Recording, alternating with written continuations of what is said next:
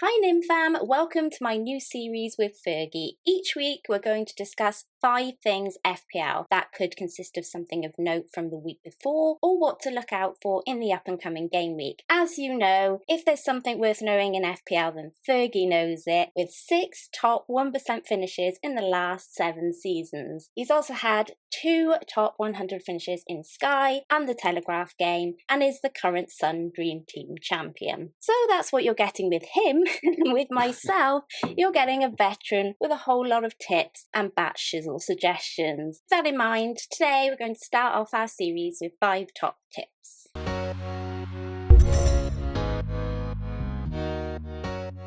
So Fergie, would you like to start us off with the first tip, please? Well done. After I've stopped blushing after your glowing intro, thanks for that. First one for me is you can afford to make mistakes and have a good season. So, playing the perfect FPL game is impossible. Even the FPL winner, Michael Kuhn, last season had 9 captaincy blanks. So a quarter of all his captains of the whole season. This is the guy who won the whole of FPL.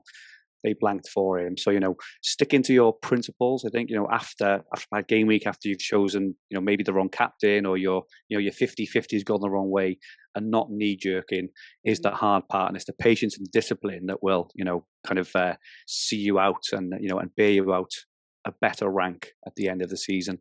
Yeah, absolutely. I agree. I mean, knee jerking is one of the hardest things not to do, right? Isn't it? Absolutely. It is. When things go wrong, your gut is just to want to recorrect it straight away. Don't get me wrong. I've often had quite a lot of success in, recorrecting a mistake quickly. Of course. But it's just taking that moment, isn't it? And fully thinking to yourself, is this a genuine mistake I've made, or am I just reacting to a really bad game week?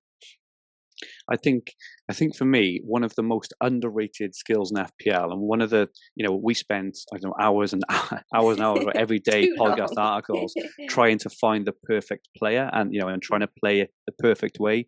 But for me, one of the most underrated skills in the whole game is actually the ability to sit on your hands and be patient. That to me is the most underrated factor in the whole of FPL. Because how many times, do you do moves and think, oh, why did I do that? What have I done? I can't believe, oh my God, what am I going to do? Whereas if you look at all the top FPL managers, they are very, very patient in the way they play, and they play sensibly, and over 38 game weeks, it may be boring, but over 38 game weeks, those players always rise to the top. So that's the first tip. Yeah, so that feeds us on to our next tip, right? Which is just to keep it simple, right, Fergie? Absolutely. If you, I think kind of 90% of the time in a game week, the obvious move is glaring there in front of you, right? So, on a Monday, I tend to, watch the rest of match of the day, or catch up on the highlights on Sky, or, kind of look at stats, and off those, off that information, I come to a conclusion usually, which is very easy. It's move, a striker to another similar price striker, move a defender, or or wherever it's going to be. The captaincy of the next game week at that time, a lot of the time is usually very, very clear in my mind as well. When you go throughout the week, then and you're kind of looking at all the content, you listen to podcasts, you're watching videos, it kind of gets a bit clouded, I think. So the obvious move is there, and if you break it down, we only do 2 decisions. We make 2 decisions every week: transfer and captain. How many times, Nym, have you ever managed your team? Because I've done it millions over the years. And yeah, absolutely, I am guilty of overthinking it, man. Like you said, it's so difficult, especially with social media, not to get caught up in it all, right? So exactly. We think we have it all figured out, and then we get on social media and we start second guessing everything we know. And suddenly somebody else is completely the better option from whoever we had considered for our own team right at the beginning. So I think a really good tip is just to make a note of what your gut tells you as soon 100%. as the game week finished. And then, before you get on social media and think, you have that note right there for you to go back to. And then it doesn't matter what suggestions Tom, Dick and Harry give you, right? You've just still got that piece of paper that you can come back to. And I think it is going back to that piece of paper and reminding yourself of that kind of gut reaction, because all too often you kind of get into a road and you just keep going, and then that becomes the road and you stick on it because of social media.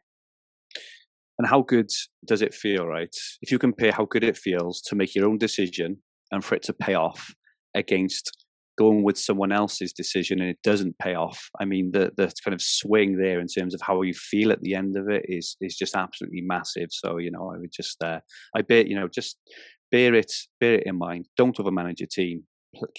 Keep it simple and let other people make the mistakes. Yeah, I mean, it's so true. It's just so true. You just have to kind of take that moment and think about your own game. So, what's our third tip there then, Fergie? So this one, it kind of lead on from the second one, but don't be different for the sake of it. And I find that kind of nowadays consistency in play is often the differential. So, I mentioned earlier about kind of sitting on your hands and things, but it seems like every week people are after this, differential, low owned player.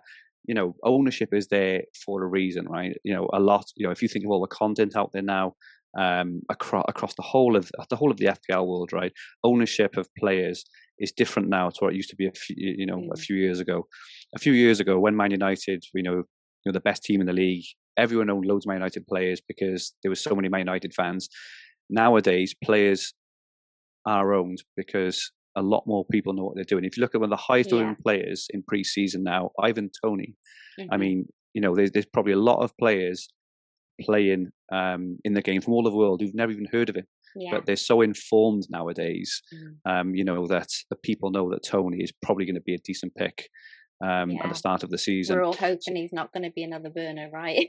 we are all hoping. Well, for his price, you can afford to jump off him anyway. That's true. I kind of think of it. If you look at like a horse race, right, and if you're continually betting on 10-1 horses, 20, it's like in the Grand National, I'll go for the 100 for one horse just in case he wins. Okay, you may win one in like 20 years, but you're not going to win it every single week, right? And every single year. And it's the same in FPL. You may spike one differential captain. You just will not do it for 38 game weeks. So again, consistency is key. And I think with ownership as well, with captaincy, kind of choosing your battles. If you're 50-50 between, let's just say, I don't know, Salah and Kane, and all the polls, all the ownership is all pointing towards the vast majority are going with Salah. If you truly think Salah is the best option, but you're going with Kane just to be different, your rank variance there is absolutely huge.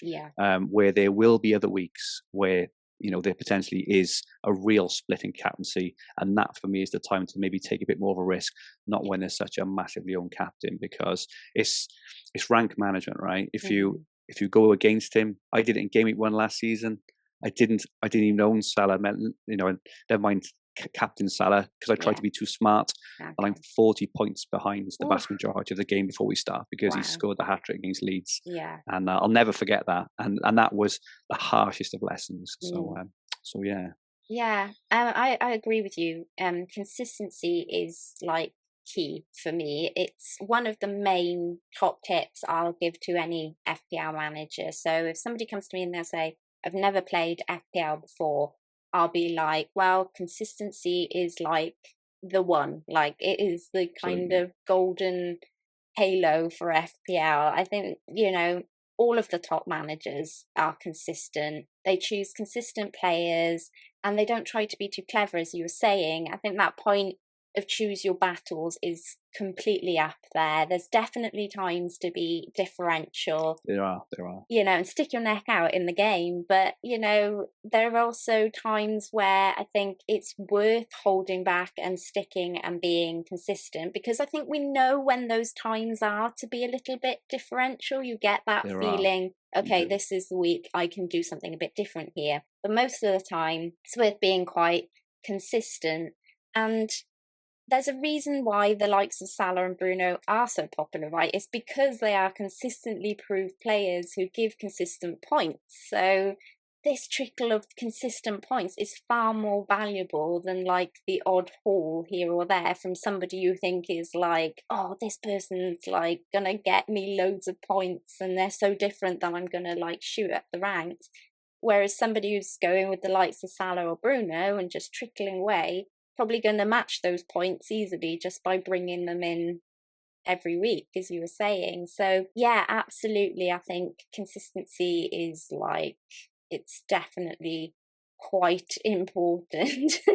And like, I've heard a couple of things in the last week which really, really hit home with you as well. So one was off the FPL general, and he said, he treats FPL as a marathon, not a sprint. And, and in marathons, the best runners just play it safe. Mm-hmm. They're calm.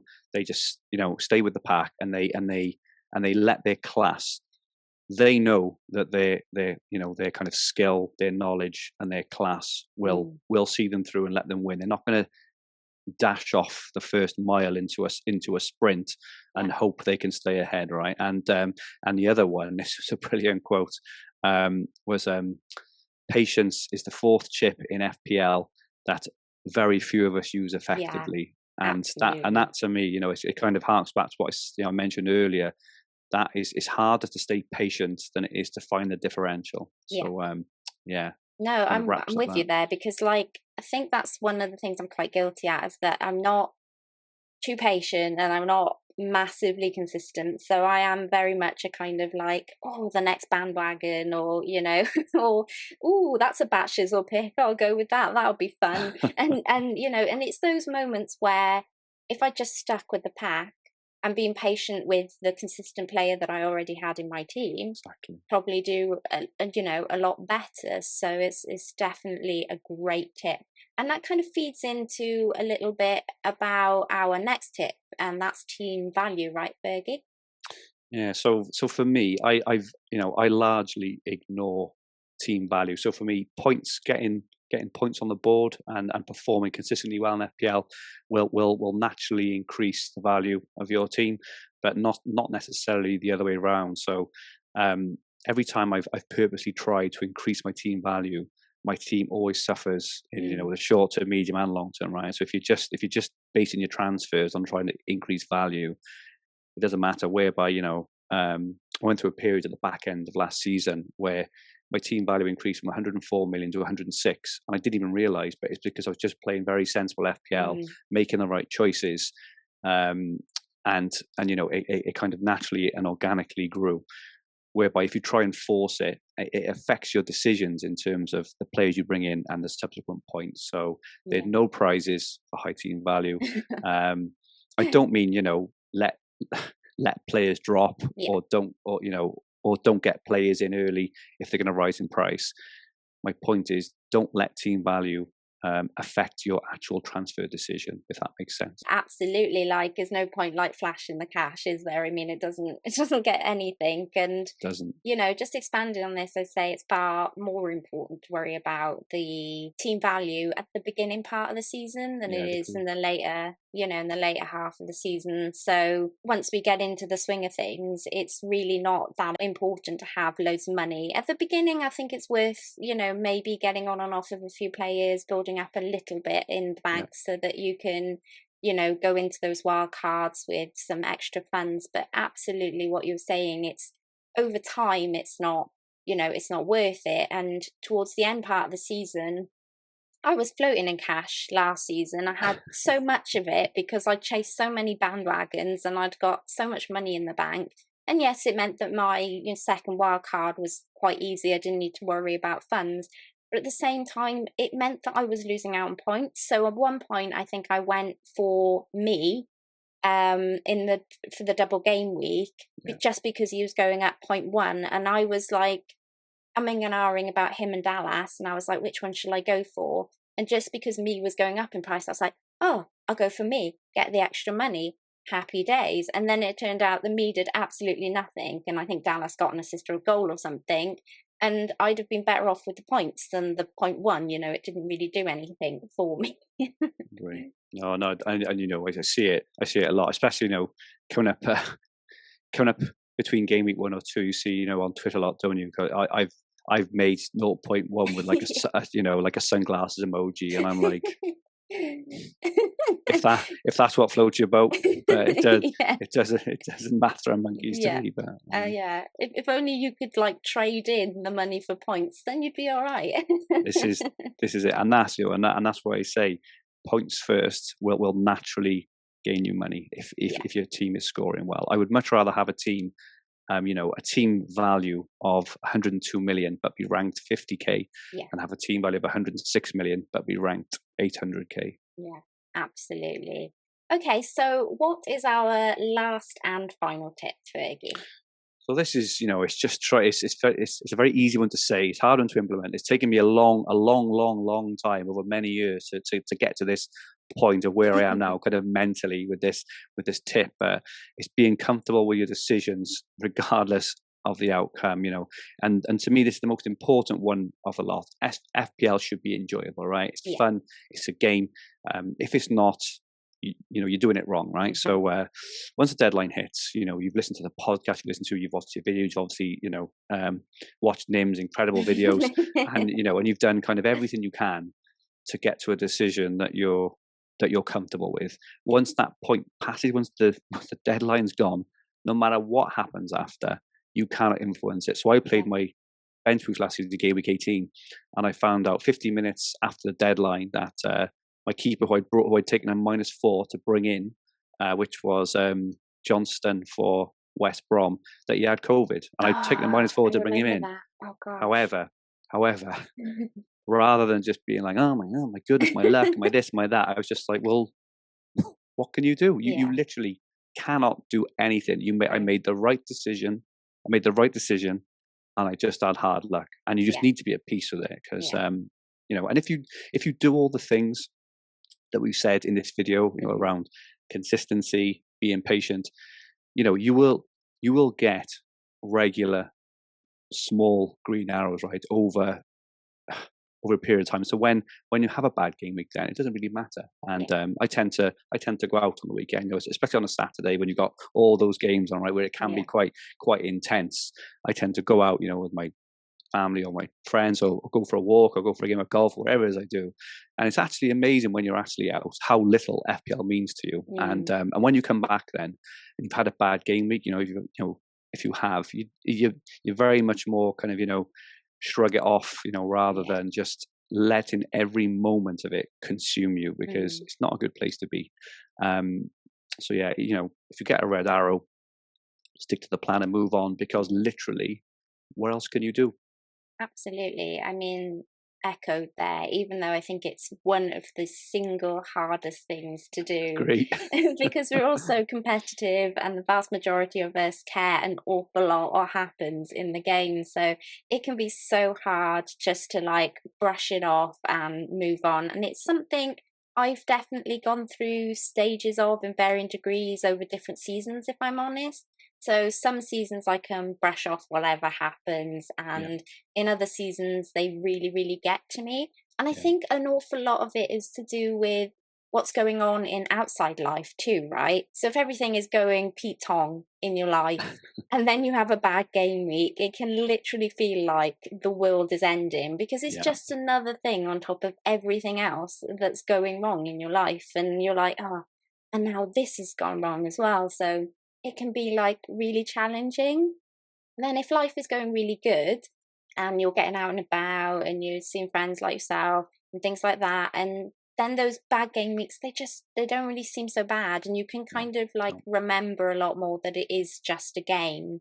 And so it is just taking a moment sometimes when life is bad and FPL is bad, that try and do something maybe that's outside of FPL, and try and kind of do something that is going to cheer you up. So for me, I'll go have a game on Call of Duty, I'll go see some friends, visit some family, all of those sorts of things when things have gone badly in FPL. And that helps me, just relax and chill out a bit and go, okay, this is just a game. And that is the hardest thing, I think, is remembering that it is just a game, because it can affect you.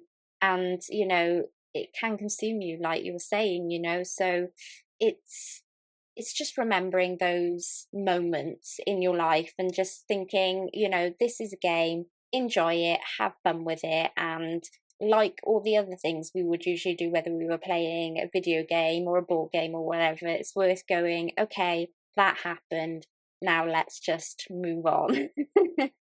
Well, 100% agree, and you also can't enjoy highs without having loads. It's the same with everything in life, right? Sometimes the biggest satisfaction and pleasure you get out of everything is all the hard work, Yes. tears, sweat, and everything else that's gone underneath. As as you probably know, obviously with Yeah. with working in this industry, Yeah. and there's so much goes on behind these, and so much work. When you see the finished article, you get such joy. So Yeah, yeah, absolutely. and it's probably worth just an FPL as well. Just saying, if you get in the top million rank every week, I know it's hard to get in every week, but Yeah. if you can aim just getting the top million every single week, you will win FPL. Yeah. Right. So that's it's this average points, as you say, of 60 odd points a week, Yeah. and it goes back to consistency as well. So if you have a bad week and you're ranked at 3 or 4 million, it's 1 week, right? Just move on. Just move on to the next, and just show over a longer period of time. If you play consistently, you play sensibly, don't take lots of hits. Yeah. You will have a good finish. So hopefully these videos all season as we talk through will will help everyone kind of improve their rank. Absolutely. And it's like you say, I mean, with a roller coaster ride, for instance, it'd be boring if it was just all one level, wouldn't it? Exactly. So, gotta have the highs and the lows, and that's what makes it fun. Okay, that's it, you guys. Our 5 tips for the up and coming season there. Hopefully Fergie and I will be back next week with our 5 things, our must know for game week 1. If you've enjoyed the video, then please do like, share and subscribe. So it's a goodbye for now from me, and a goodbye from Fergie. Goodbye all. Thank you very much, and thank you, Nym. Until next time, Fergie times Nymfria out.